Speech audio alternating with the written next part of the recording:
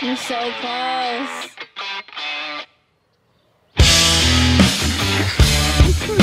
Good morning, everybody. Let me show you what's going on today. So we planted our early peppers in the plastic. Now we have these 2 wagons still full of peppers. We're getting ready to plant in bare ground in the field. So to get ready for that, we have to fill water tanks, like you see in our previous videos, with fertilizer to plant them into the ground.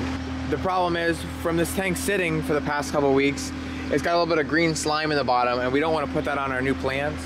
So we're gonna try and siphon this out and just let it run down the lane. It's not gonna hurt nothing, it's just a little bit of fertilizer water. So I have it picked up with a skid loader right now at the front of the wagon, and I'm gonna see what happens when I try draining this out.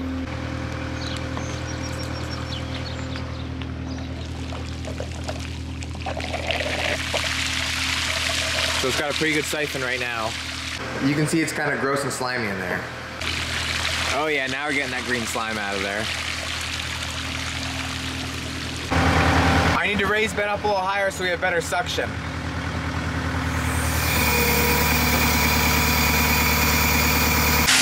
right, so it's almost all out. We have a little more to go. So we might have to send Ben down in with a bucket to get the rest out.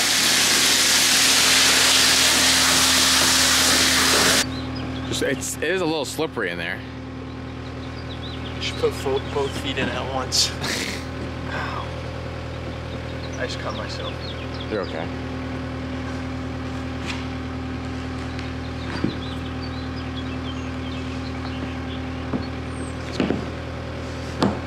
Down the hole you go. Like a rabbit. It's quite roomy in there, ain't it? What? It's quite roomy in there. Yeah, I'm getting a little claustrophobic. Is it hot? Yeah, kinda. Oh, that wasn't much at all.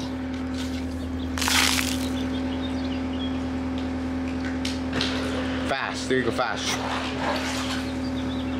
It's better. It's cold, I thought.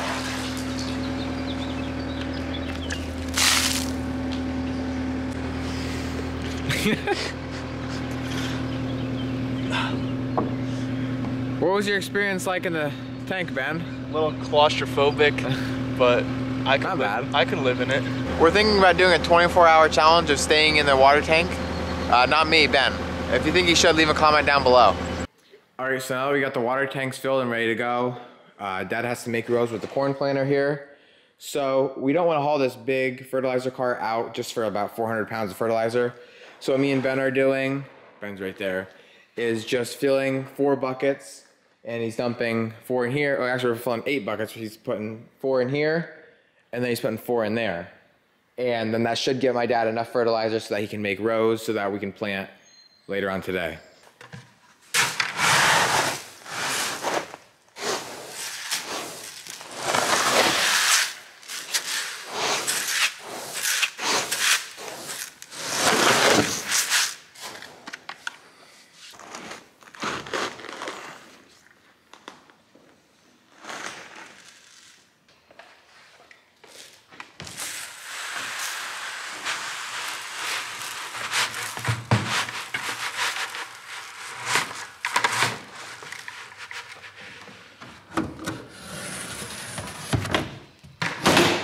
So we just got 1 water tank filled.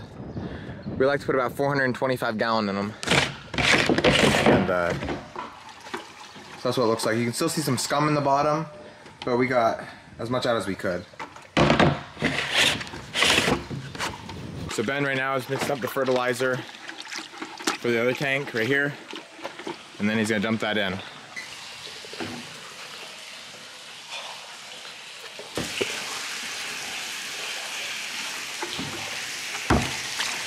Oh.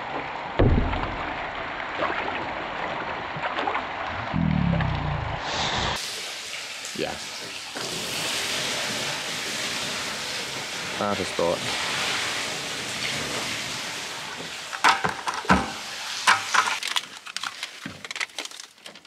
She drinks and drinks and drinks. I think that's the...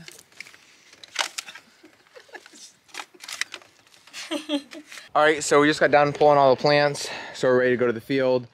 The reason we pull all the plants out of the packs is so that when they're planting, the plants won't get stuck in this little cell here, and then they can't get it out and they won't miss a plant. So that's the only reason for doing that. They can just plant smoothly and then there's usually no problems.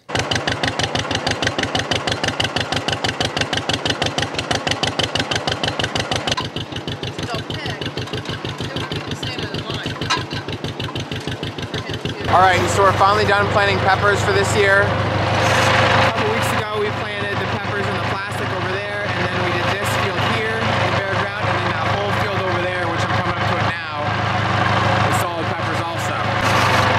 I didn't talk to my dad about the exact amount, but these are 1,000-foot rows with 12-inch, a little over 12-inch spacing, and there's 27 rows between this field and that field over there. So just an absolute ton of pepper plants.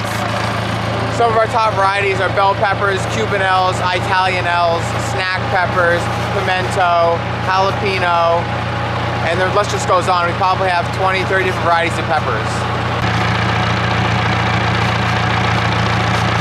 It took us about 2 days to plant all the peppers, but I didn't want to show all that. It's just kind of boring. It's the same process of how we plant the cabbage and cauliflower and all that kind of stuff. And like right now I'm going to plant more tomatoes, but I'm not going to show that process either. All right, so I just pulled in here to the tomato field. We're going to plant one more row of the plum tomatoes. You can see we have 6 rows of plastic left. We planted one row right here of plum, and then we're going to plant the other row right now of plum.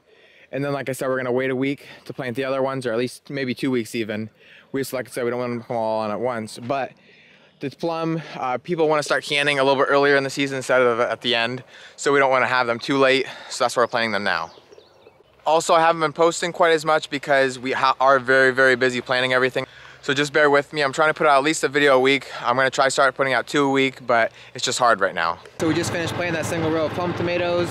Sammy and Dad are heading back, and I'm heading back up over too. It's getting a little black and it's starting to sprinkle, so hopefully I don't get poured on.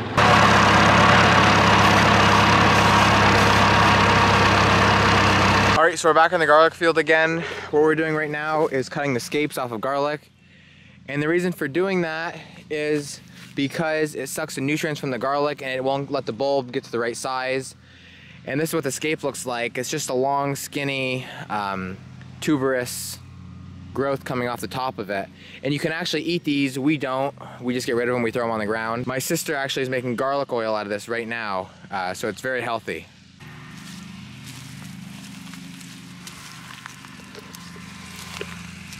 All right, so we just got done working for the day, and now it's time to play.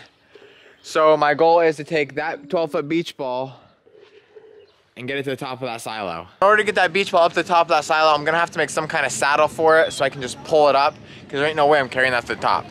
So Sammy's just fighting the wind now, trying to get the ball up here, and we got some binder twine. We're gonna see what we can do.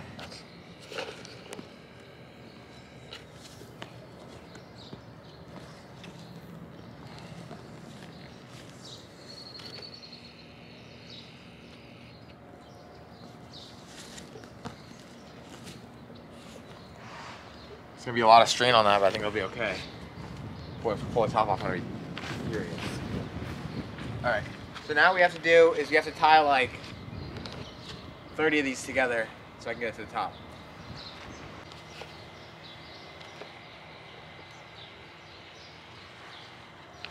So this is how long 2 strands are.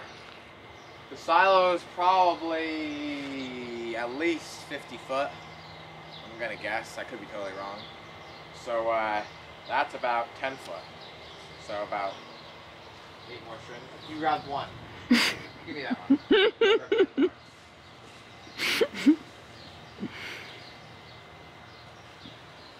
I'm working with amateurs. All right, so we have about 15 binder twines tied together right now. I don't know if you can see it right there by the barn. He's pulling it tight. There it is. And the ball's all the way up here. We don't know if that's quite long enough yet, but we know we're getting close. There's the top of the silo. I mean, it's tall, and this beach ball is huge. This is gonna be epic. It's windy. It's really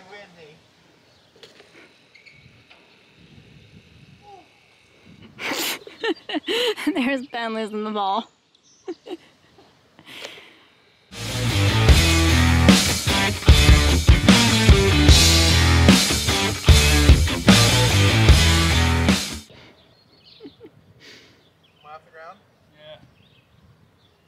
Oh yeah. Oh yeah.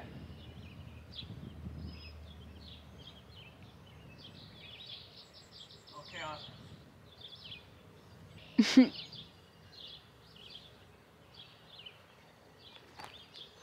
It turned into an oval.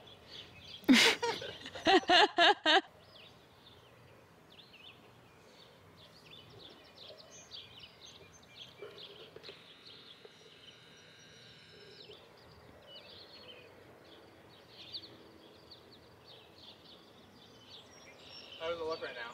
Cool. You can't even see him now. Let go of it. The string down here is gonna get caught. Just do it.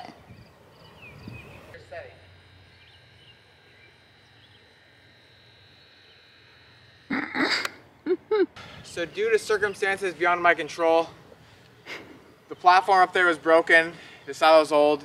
I really didn't want to fall to my death. So that's as high as we could get it. That's still very high. It doesn't look quite as impressive as when you're up there, but it's pretty crazy. So number 4, drop the 12-foot beach ball off the silo.